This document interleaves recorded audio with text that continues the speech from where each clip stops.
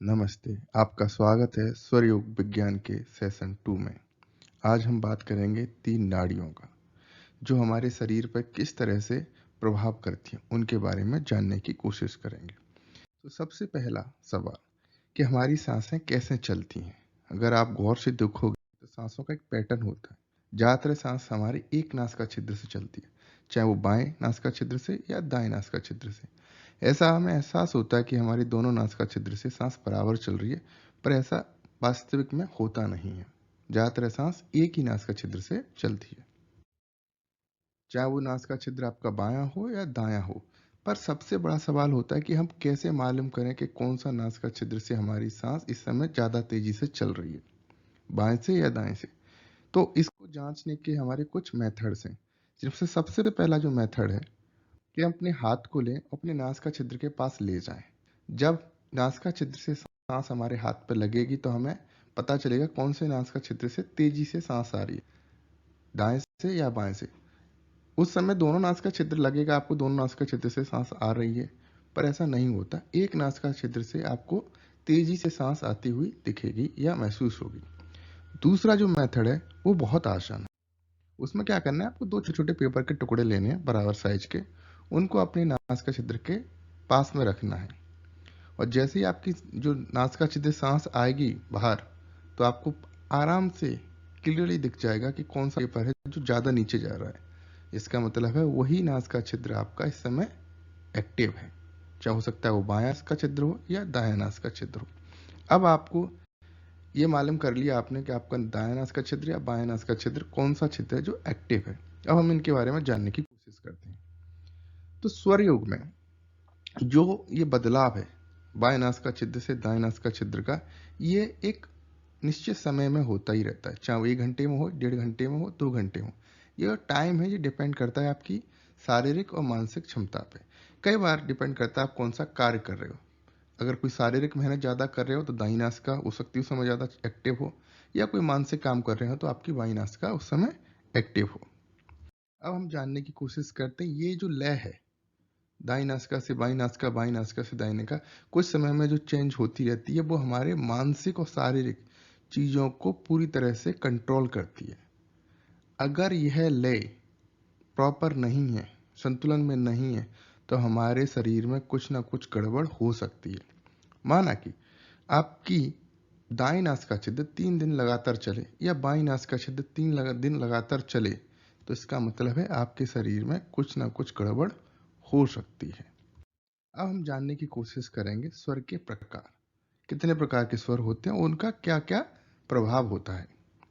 तो सबसे पहले हम जानते हैं कि हमारी 2 नासिका छिद्र हैं, एक है दाईं नासिका छिद्र, एक है बाईं नासिका छिद्र। तो हम दाहिनी नाड़ी, बाईं नाड़ी, राइट नॉस्ट्रो, लेफ्ट नॉस्ट्रो। अब हम बात करते हैं दाहिनी नाड़ी। तो उसमें देखेंगे इसको हम पिंगला स्वर या सूर्य स्वर या पिंगला नाड़ी या सूर्य नाड़ी भी कहते हैं। यह दाहिनी नासिका छिद्र से बहती है।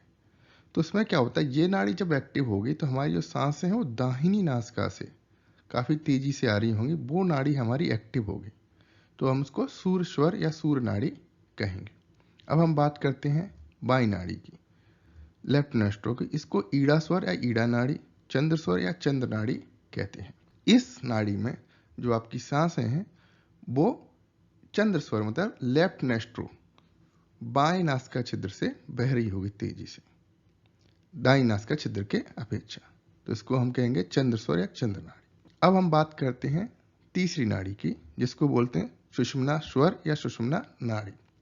इसमें क्या होता है, आपकी दोनों नाड़ियां चंद्र नाड़ी और सूर्य नाड़ी दोनों एक साथ बहती हैं, एक लय में बहती हैं। ये नाड़ी बहुत महत्वपूर्ण है।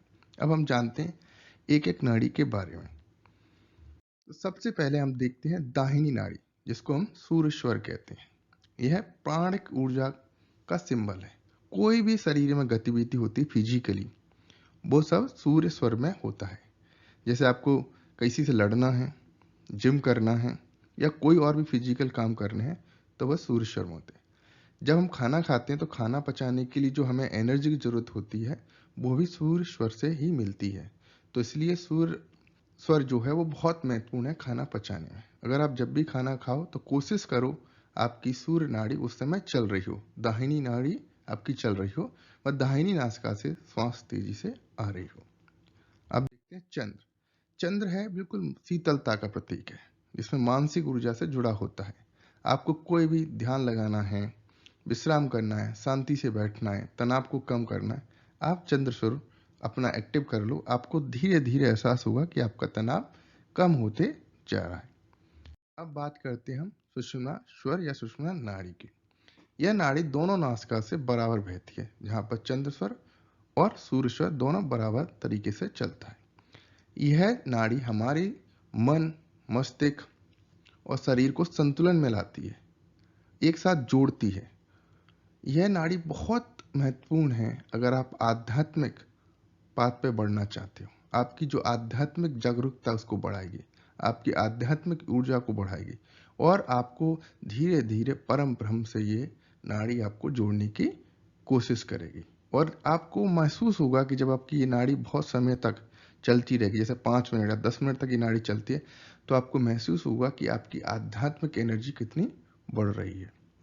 तो स्वर योग में हमें बताया जाता है कि हमें ये तीनों नाड़ी, सूर्य नाड़ी, चंद्र नाड़ी और सुषुम्ना नाड़ी, इन तीनों का संतुलन बना के रखना है। ना किसी नाड़ी को कम चलाना है, ना किसी नाड़ी को ज़्यादा चलाना, बस इनका संतुलन ही बनाना है। जैसे आपको कोई फिजिकल काम करना है, खाना खाना है, तो आपकी सूर्य नाड़ी चलनी चाहिए। आपको शांति का कोई काम करना है, पेंटिंग करनी है या शांति से बैठना है, ध्यान करना है, तो आपकी चंद्र नाड़ी चलनी। आध्यात्मिक कोई कार्य करना है तो आपको सुषुम्ना नाड़ी चलनी चाहिए। आध्यात्मिक जैसे आपको पूजा पाठ में या ध्यान में बहुत गहरी अवस्था में जाना है, तो आपकी सुषुम्ना नाड़ी उस समय चलनी चाहिए। Thank you very much. Please like and subscribe. मिलते हैं आपको एक नई जानकारी के साथ स्वर योगा के बारे में। जानेंगे कुछ अभ्यास और कुछ ज्ञान के बारे में।